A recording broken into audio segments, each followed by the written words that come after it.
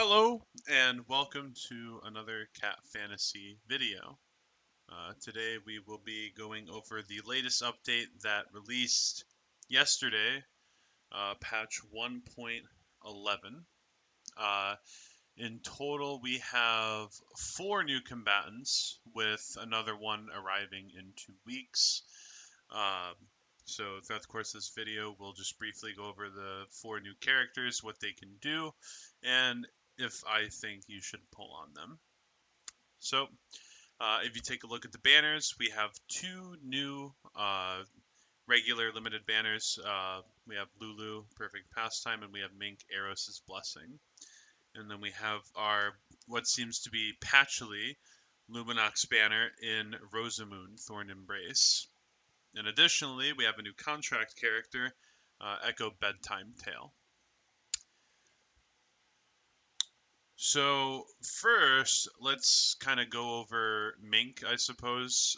So Mink is a character who has been released in one form or another on every single other region of Cat Fantasy before Global, including the brand new Bonfire servers in Southeast Asia. But it's over. The wait is over. We've finally gotten Mink. So, what does Mink do?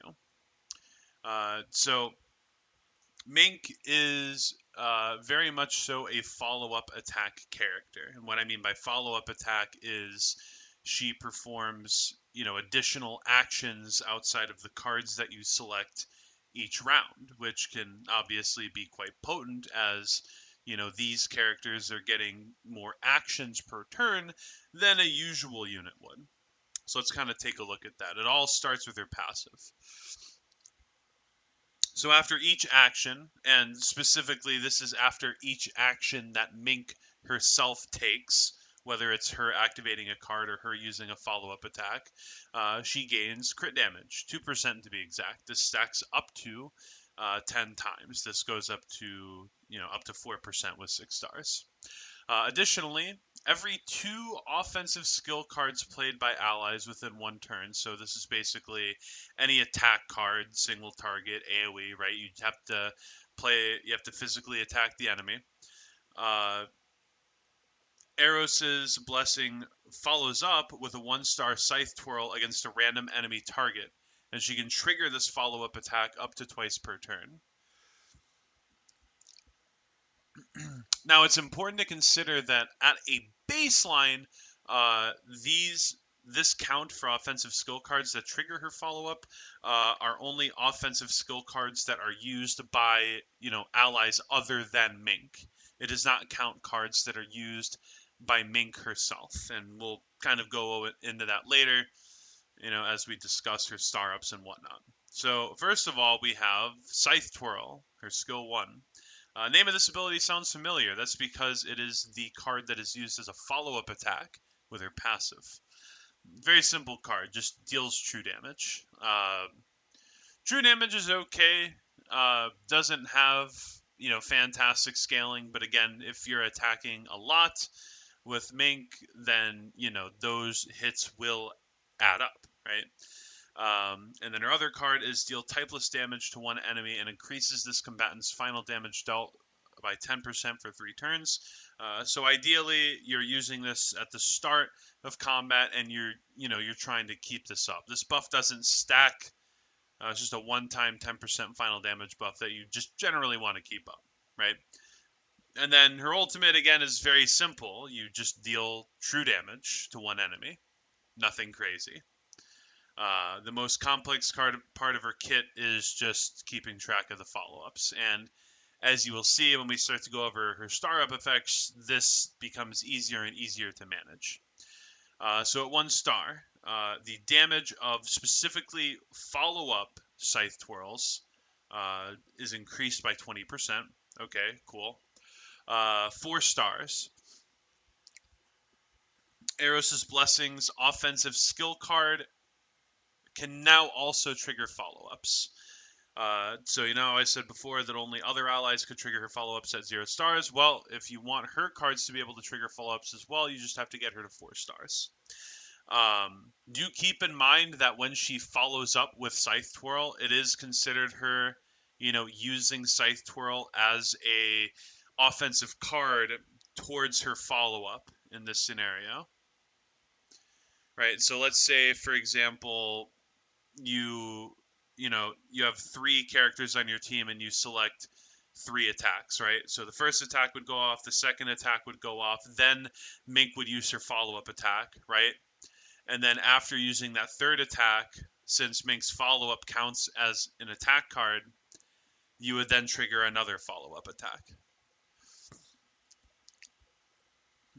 And then her 6-star is pretty significant because it allows her to have an additional follow-up attack every turn. So instead of 2, you have 3. So, very simple character.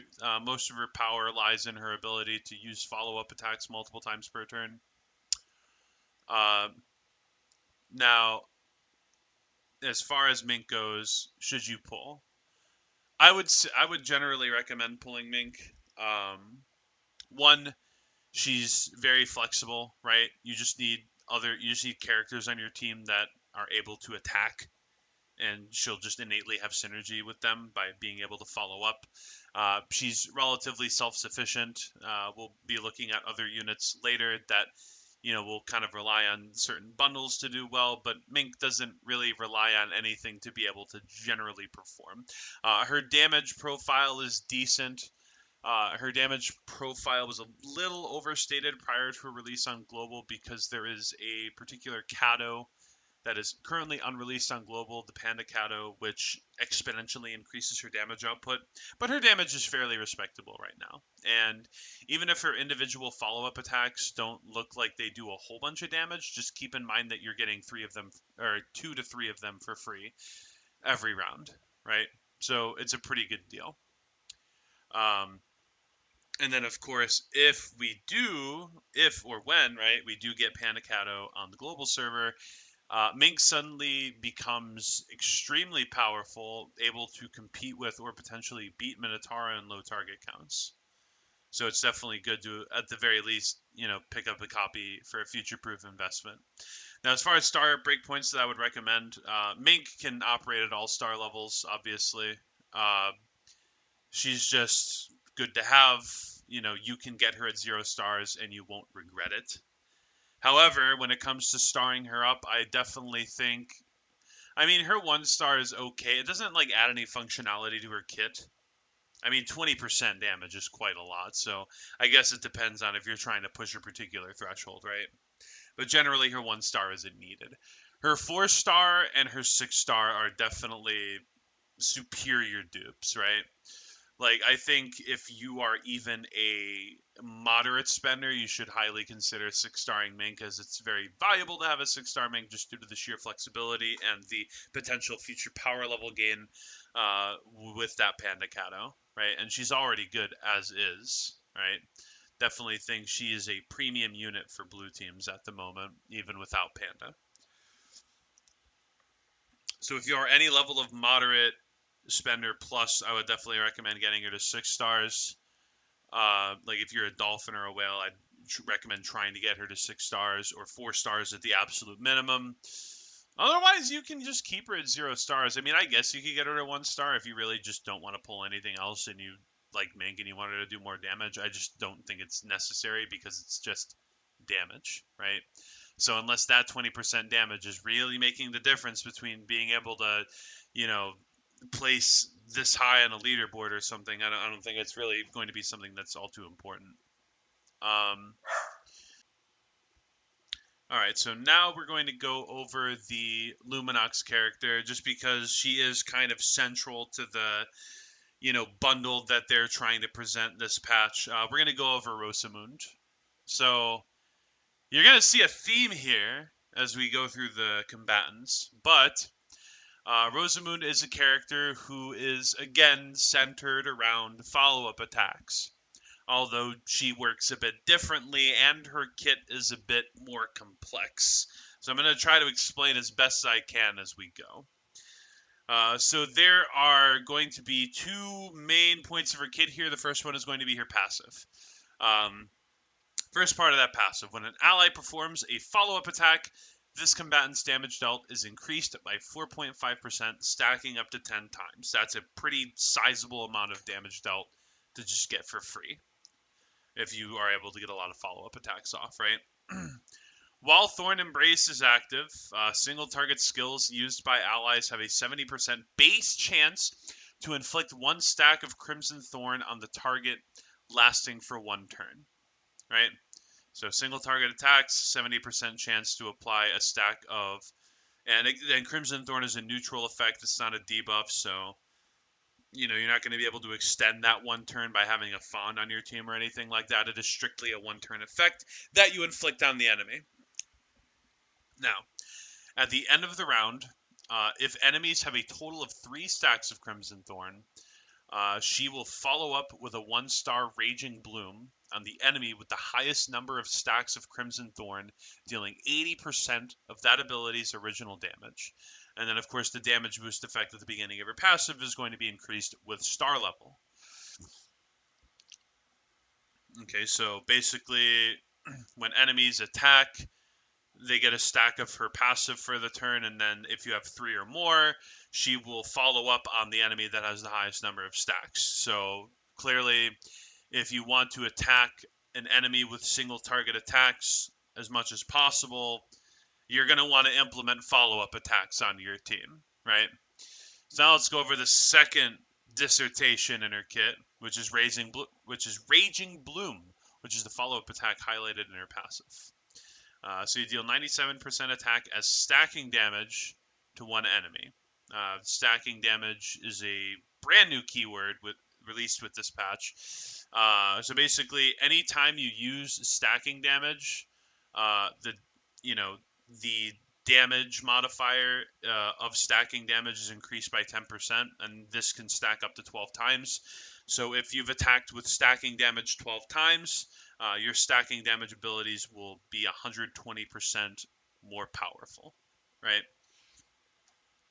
So when a follow-up attack triggers, so basically when this attack is used as a follow-up attack, if the target has 4 stacks of Crimson Thorn, the damage increases from 110% of the original damage. So before it was 80%, now it's 110%. So this is definitely a major increase. If the target has 5 stacks of Crimson Thorn, the skill gains 2 additional hits. So no, you're not using the follow-up 2 more times. You just get 2 additional instances of damage on the ability, which is a notable increase in damage as well. If the target has 7 stacks of Crimson Thorn, each stack of Crimson Thorn increases damage by an additional 5%, up to a maximum of 50%, which is when they would have 10 stacks of Crimson Thorn. So 10 stacks means 10 attacks, which means, and of course that's in the duration of 1 turn. So you have a combatant that scales really well with being able to attack a lot in 1 turn. So, teaming her up with a unit like Mink, who can follow up with 3 additional actions every turn when wailed, or, 2 if not, that's pretty good for her, because then she's getting more stacks per turn and she's dealing more damage, right? Then you have her skill 1, Petal Kiss, deals typeless damage to one enemy and inflicts a debuff called Vine's Embrace. This is a debuff, and it increases the chance of being affected with Crimson Thorn by 10%, stacking up to 3 times. So 1 stack, it's an 80% chance. 2 stacks, it's a 90% chance. And 3 stacks, they are guaranteed to get Crimson Thorn on every attack. So it's just nice to, keep the debuff stacked on them just for consistency reasons, right? Then you have her ultimate, which is pretty simple. Deals 179% damage as stacking damage, again, to one enemy. This icon's misleading. It's a single target attack. And inflicts 4 stacks of Crimson Thorn on the target. So it's just great to, get a bunch of stacks going in a particular turn, right? Star Up effect, right? 1 star. At the start of battles, gains 1 SP, and at the end of each turn, a follow-up attack is guaranteed. You don't need to have 3 total stacks of her passive in order to be able to get a follow-up attack at the end of the turn. At 4 stars, at the beginning of each turn, inflict 2 stacks of Crimson Thorn on all enemies. So this is just generally very useful, right? Because you're getting more stacks, which gives you more flexibility with your rotations. And then at 6 stars, when triggering Raging Bloom with a follow-up attack, if the target has 7 or more stacks of Crimson Thorn, each stack increases the damage by an additional 12%, up to a maximum of 120%, which is insane. For reference, in my follow-up teams, getting a follow-up attack off with high stack counts like 8+.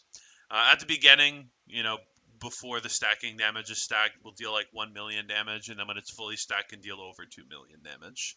So it's pretty good, right? So pretty much the whole basis of this character, right? Her basic abilities don't actually deal a lot of damage, but in exchange, the follow-up attack deals a ton of damage because of all the modifiers that it has, right? So the whole gimmick of this character is that you need to stack a bunch of follow-up attacks throughout the course of the turn so that you can, place stacks on the enemy so that you can get big follow-up attack damage at the end of the turn, right? So it's just a mini game of how many times you can attack an enemy each round in an effort to try and stack her passive, right? So, she kind of draws a lot of parallels to Dorothy. Like, she's the Dorothy of follow-up attacks, in my opinion, because Dorothy and Curse, you're building up all these Curse stacks, and you're trying to detonate them with Dorothy and deal a bunch of damage. Rosamoon, you're trying to stack up a bunch of follow-up attacks to get a big burst of damage at the end of each round, right? And like Dorothy, Rosamund is going to be very reliant on rolling for other follow-up attack characters in order to be able to deal good damage with her, right? So that kind of segues into the next part of, should you pull? Well, that's ultimately going to depend. I do think that Rosamund teams, if you get all of the pieces, are very strong. I wouldn't say they're minnow strong, right? Like, if you ever have the choice between getting a Rosamund or getting a minnow, please get a minnow. She's still better and has access to AoE. But Rosamund is probably the next best thing if you get all the pieces and, maybe vertically invest a little bit. Now, if you don't have a lot of pulls and, you don't know if you're going to be able to get, her and another FUA unit and the unit that we're going to be going over next, I would probably skip her. She's not game breaking, right? She's just a really good pick, but she's not going to be game breaking like Minnow. You're not really missing out by not having her, but she is going to be a very strong strategy to pursue if you are intending to pull all of the members of her bundle, right? As far as star up effects, her 1 star is a nothing burger. 1 SP, and her ultimate's not like too impactful. The ultimate itself honestly does not do a lot of damage. And the follow-up attack is kind of a moot point because if you're building her teams properly, you should have way more than 3 stacks at the end of each turn. So removing that requirement doesn't really give her any benefit. 4 stars is, pretty good. Nice QOL. You could probably still get to 7 stacks. Well, you can still get to 7 stacks pretty consistently because I consistently get to 10 stacks with a 6-star Rosamund. So pretty safe to say you can consistently get to 7 or 8 without her 4-star effect, which is, definitely enough. So I wouldn't really say her 4-star is anything to really, go after either. I do think her 6-star is extremely powerful. So I would say with Rosa, if you get her and you're not like a whale, don't feel pressure to star her up. 1 star and 4 star don't realistically do a whole lot if you're building her teams properly anyways. What's going to be more important than starring her up is going to be getting her teammates, right? And I'll kind of go over the team a bit after we go over everybody. But if you're a whale, yeah, you should 6-star her because her 6-star is a huge difference in output, right? Okay, so we have one more banner unit to go over, and that would be Zoe, Perfect Pastime. So she is a blue Pathos buffer, and you guessed it, she is another follow-up attack character. Lulu's passive. Whenever an ally performs a follow-up attack, they get a bonus of 20% crit damage on that follow-up attack.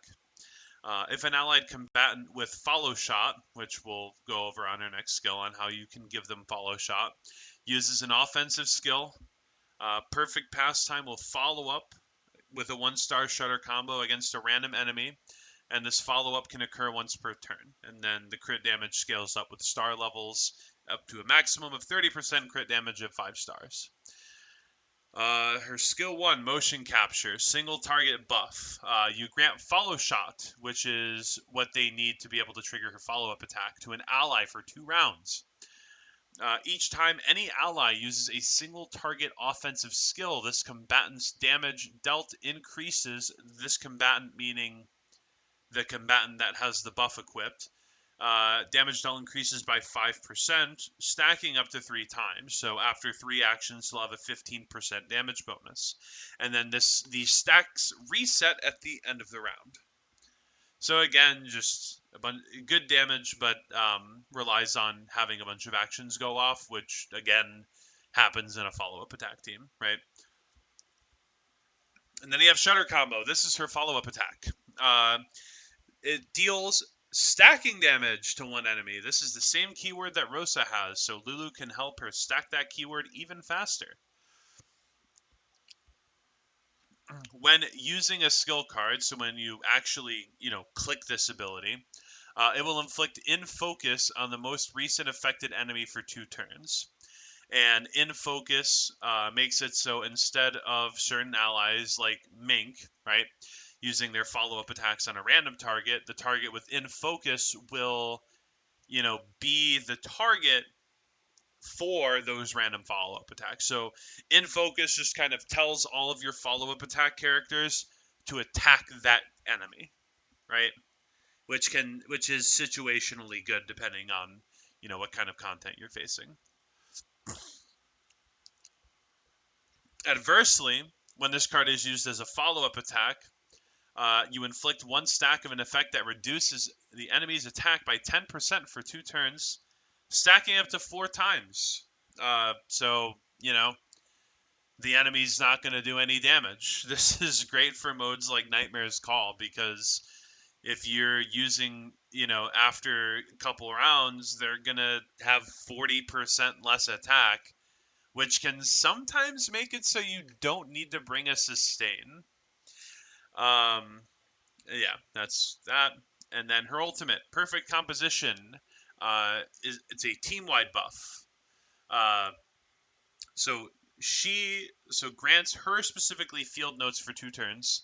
Field Notes increases your entire team's follow-up attack damage by 20%, while accumulating any damage dealt by any non-allied combatant's non-ultimate single-target attacks. So it just keeps track of how much damage you're dealing with single-target abilities that aren't ultimates. It's like how Fawn's ultimate, accumulates the damage that she's healed, right?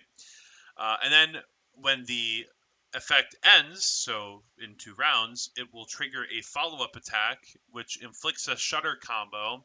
But this Shutter combo inflicts 560% attack as pure damage, but it is capped at 30% of the accumulated damage. So it pretty much does 560% of her attack or 30% of the accumulated damage, whichever one is lower, right? And then starring her up increases the follow-up damage increase. So, that's nice. And then there's star up effects. 1 star. At the start of battles, she gains 1 SP. and increases the duration of in focus by 1 turn. Very cool. 4 stars, the maximum stacks of follow shot are increased to 6, and its stacks no longer reset at the end of the turn. So you can get a 30% damage increase, and you don't have to restack it each round.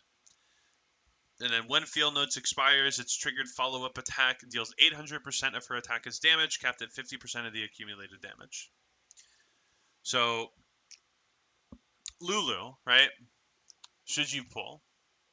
Well, if Rosamund is Dorothy, Lulu is Trixie.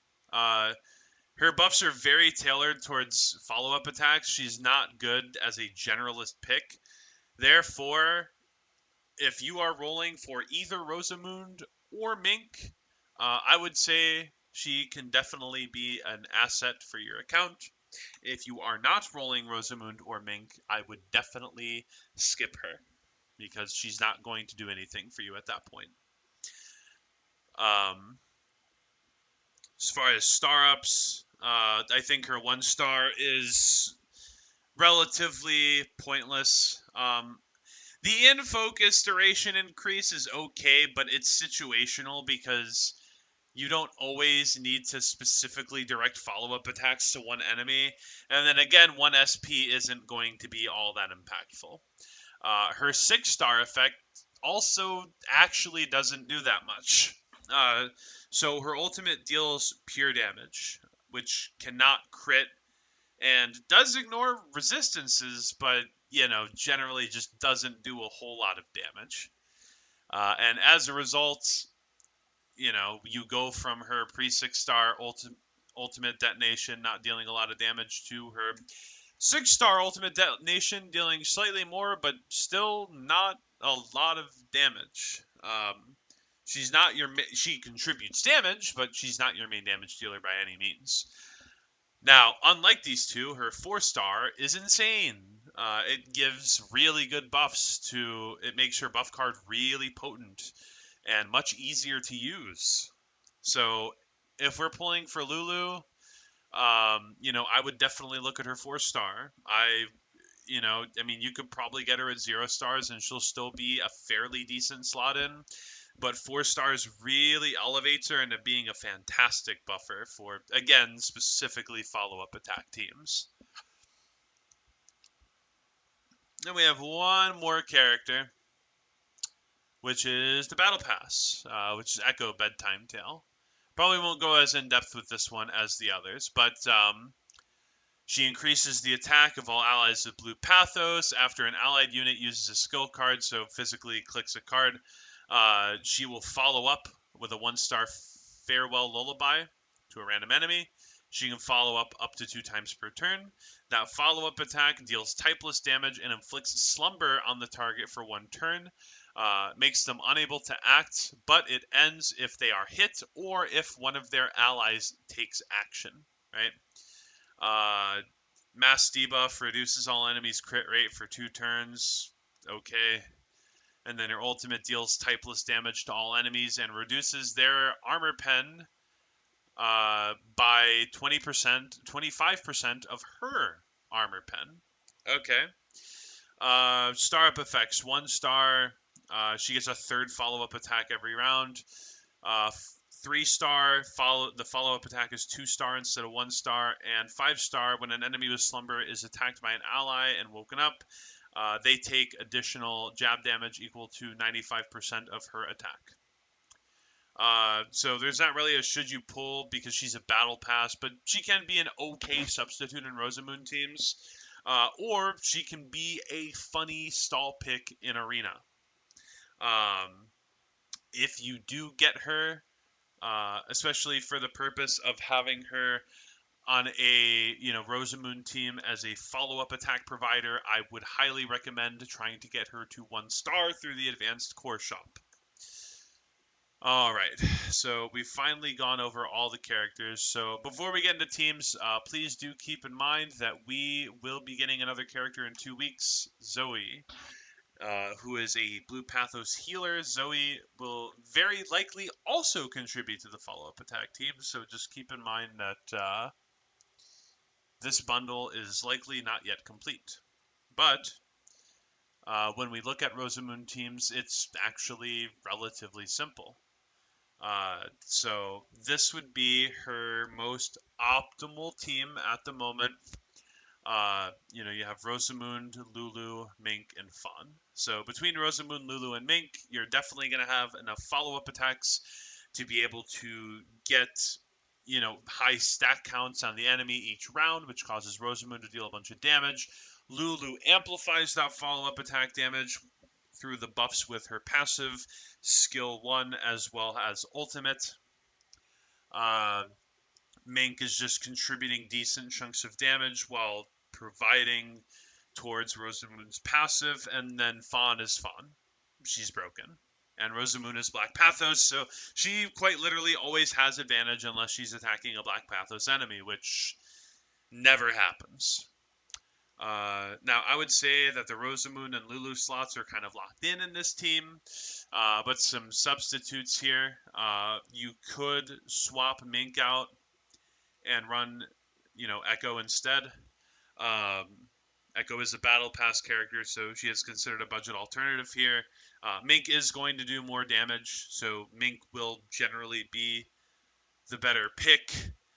If your Mink isn't invested and isn't really doing damage, you could just consider Echo for. Well, no, because the attack bonus doesn't affect Rosamoon. Never mind. Mink is always better. And then Fawn. Obviously you can just replace with some other generic options. Arena would probably be the second best option here. Good passive buffer, generic sustain, stuff like that. If you really need something in the sustain direction and you don't have Fawn or Arena, or they're just simply not doing enough, you can opt to run a Lin. You are going to deal less damage, but you're also not going to die, which is nice. You could kind of double down and go all follow-up attack, but it's overkill. I would generally say, obviously this is going to be your best team. Don't feel bad if you have to swap out Fawn for Arena or somebody else. If you, for example, you're doing Nightmare's Call and you're running a Minnow team and a Rosamoon team, I would definitely recommend putting Fawn with the Minnow team because Minnow's broken and amplifying her is going to benefit you much more, typically, right? Beyond that, Kados, not really great options here. I just generally go Tarot Popping. You don't benefit much off of Meowbot because your damage is very backloaded. And a lot of the times, Rosamoon's Fua isn't going to get the damage bonus from Meowbot, so what's the point? Billy the Cat doesn't really work here for obvious reasons. And then, you can't. There's not enough buffs for Songbird to really be good. And also, with all the actions you're taking, you'd be burning it anyways before you could meaningfully stack it. Abracadabra can be an okay option if you specifically are using Fawn. But otherwise, yeah, I would literally just go Tarot Popping as your Kato of choice here.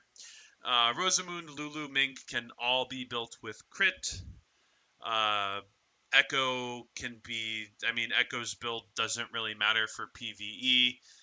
For PvP, you're either going to be running full pen for damage, or you're going to be running full endurance to annoy the enemy as much as humanly possible in a stall team, right? Other than that, there isn't much else going on with the patch. We have a new event. It's kind of the same protocol as previous events. You have your, you have your story, you have your stamina, and then we'll have a boss in like 2 days. But other than that, not much else is going on with the patch. So that's going to be it for today's video. I may go over Zoe in 2 weeks if it's something crazy. We'll see. But again, let me know if you guys, are enjoying the content. I probably wouldn't have made this video if somebody didn't request it. So, it does matter. But thank you so much for watching, and I will see you next time.